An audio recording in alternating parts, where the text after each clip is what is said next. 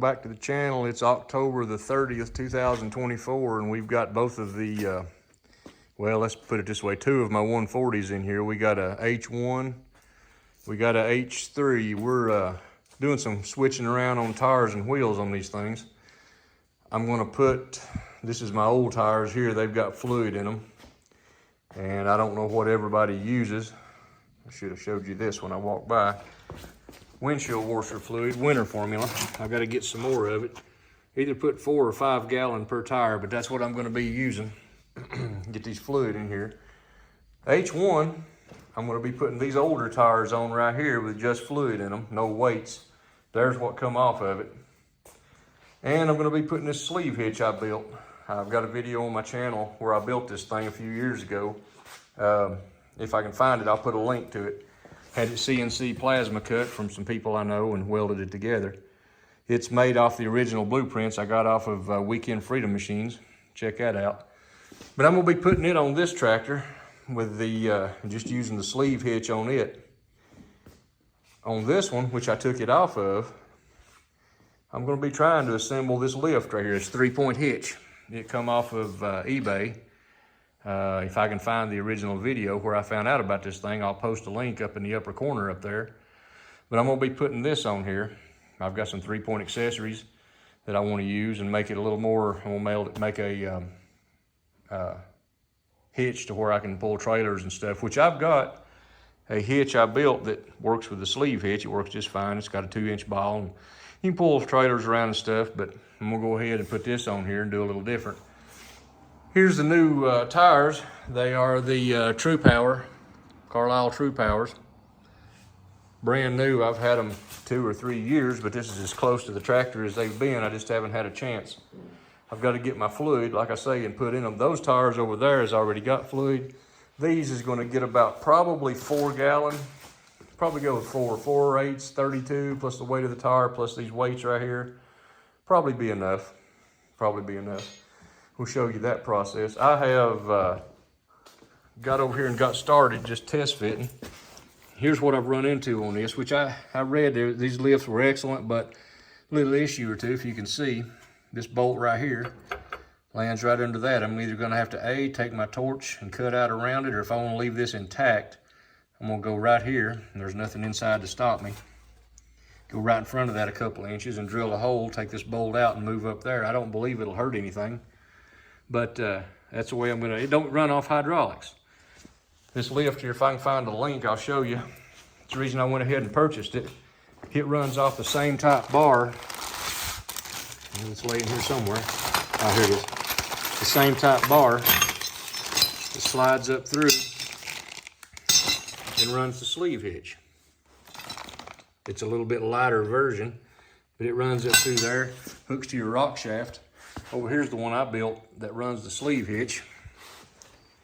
So there's that, and there's that. I believe this will be okay. It got good reviews. It got good reviews, but here again, there was no instructions in the bag, and people said you may have to make a modification or two to your machine. Well, I just showed you that, what I think I'm gonna have to do.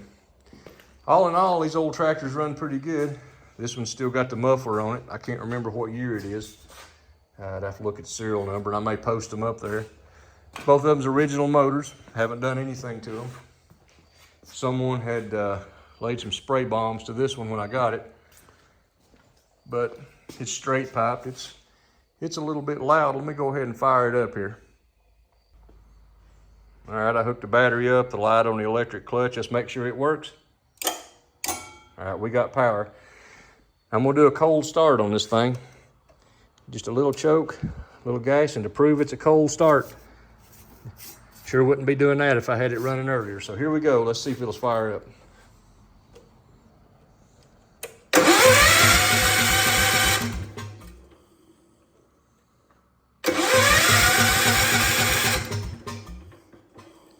May not.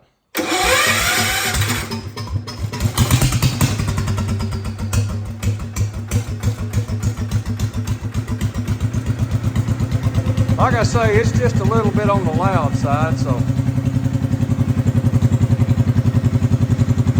we won't run that long. All right, I'm gonna go ahead and turn turn the fuel back off on the thing. Cut it off. Got the battery disconnected. I'll never leave them hooked up. This wiring's old. This one here, I got to put some battery cables on. I haven't had it that long, so I've got to go through it. We got wire issues. It runs. I did have it running whenever I got it. Drove it to the barn, this and that and the other, drove it around, but it's got to have some work done on it. Anyway, just want to make a quick video, share that with you. One reason I got it, that right there is in good shape. You don't see a whole lot of them in good shape. Most of them is busted.